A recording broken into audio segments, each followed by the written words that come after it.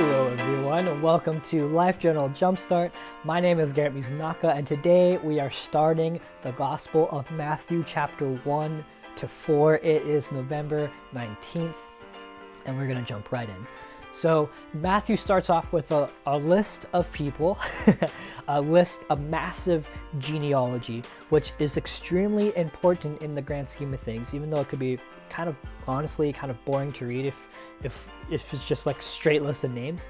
The reason why it's so important is because it connects Jesus to the Old Testament. It connects him as being the promise, as being the one descended from David, as being the one that was promised all those years ago.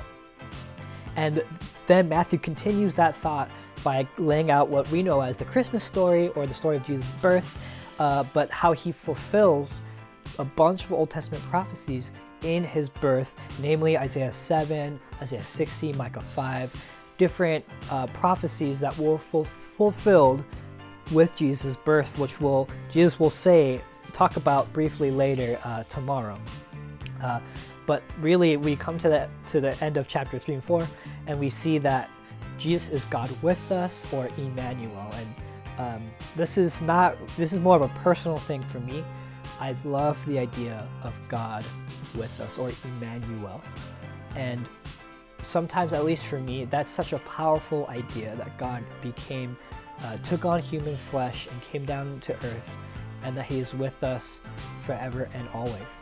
And I pray that that would really speak to you if you're feeling alone, if you're feeling overwhelmed, if you're feeling hopeless, that the most helpless kind of situation that we have, which is our sin and death, that Jesus broke through it and he's with us forever. And so I pray that you and me, as we read this very familiar story, that we would submit our spirits and our hearts to the Holy Spirit, and would say, how will I be different because of what I've read today? See you tomorrow.